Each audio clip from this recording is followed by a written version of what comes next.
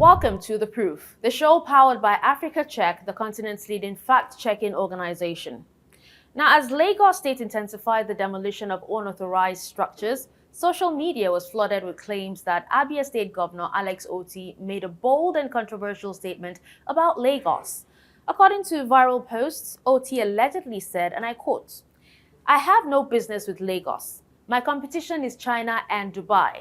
So by the time I'm done with Abia, Lagos will look like a village," end quote. But did he actually say this? In this episode, we unpack the claim, the context, and what the evidence shows. I'm your host, Dashen Usman.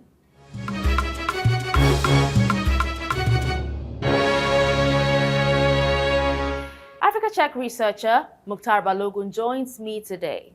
Good to see you, Muktar. Thank you for having me, Dashen. It's my pleasure to be here. Well, let's get right into it.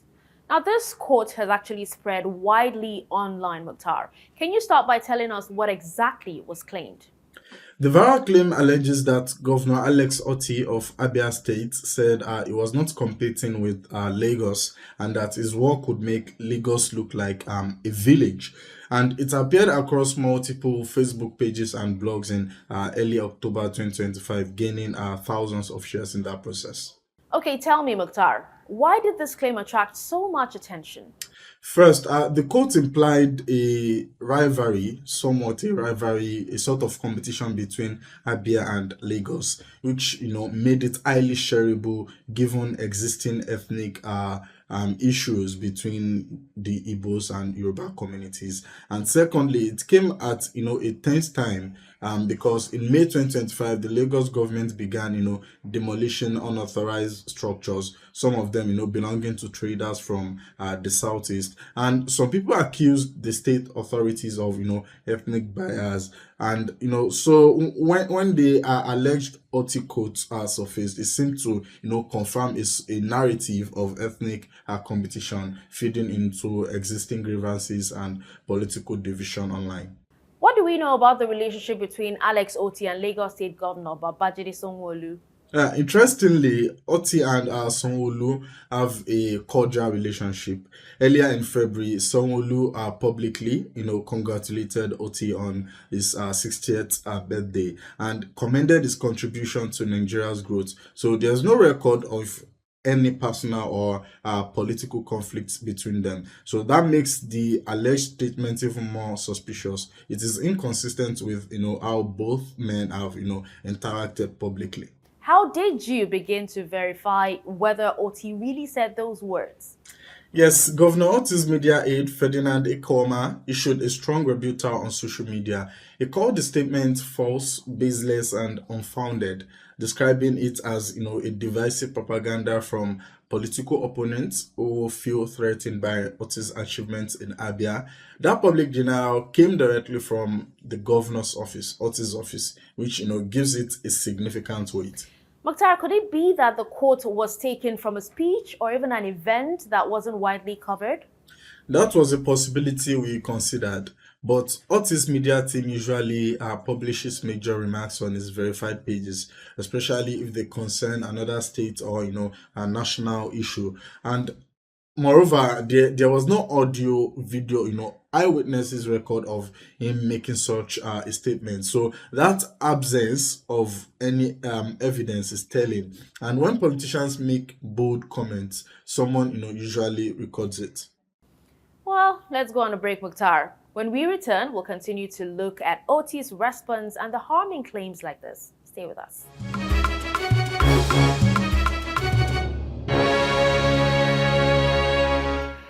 Welcome back. This is The Proof, powered by Africa Check.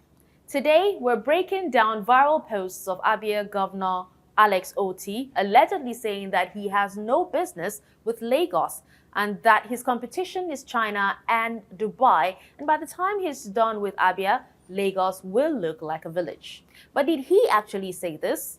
Has anyone from the Abia governor's camp responded to the claim? Well, we started by checking Otti's verified communication channels. That is his official Facebook page, his X account, and website. So we looked for any posts, species, or interviews containing this statement. There was nothing. We found nothing about it, and also we reviewed credible news databases and searched for reports quoting indirectly. Again, no evidence turned up for the statement. While some might say politicians often deny controversial comments, Mukhtar, what makes this denial credible? That's a fair question. In this case, the denial is supported by independent verification. No media outlets, whether local or national, published the alleged quotes, and it doesn't appear in any of Otis' official communications.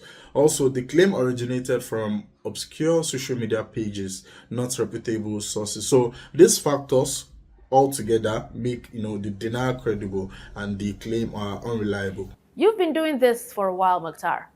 How does misinformation like this spread so quickly on social media? It often spreads because it taps into emotion, ethnic tension, pride, and rivalry. People share without verifying, especially when a claim confirms what they already believe. Algorithms then amplify it further. And in this case, in this particular case, the claim played into long-standing Yoruba Igbo competition narratives and controversy around the demolitions in Lagos, and that made it even more real. And what about the harm? What's the real harm in a claim like this? And what's the final verdict? The harm lies in how it deepens division. A false quote like this can worsen distrust between our communities and, even incite hostility.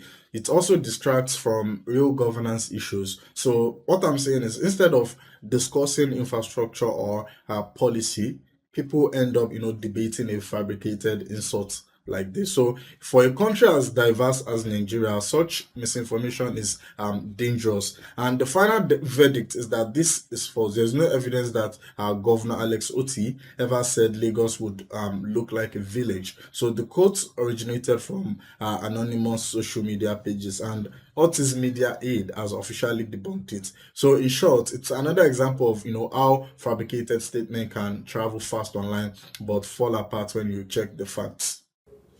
Thank you for your time once again, Mukhtar. My pleasure, Dashen. Thank you for having me once again. Well, that's it for this episode of The Proof, powered by Africa Check. If you have comments or a claim you want us to fact check, tweet at AfricaCheck_NG. Follow News Central on our social media platforms. We are at News Central TV. And you can check out our website. It's www.newscentral.africa. Stay vigilant and stay informed. I'm Dashen Usman.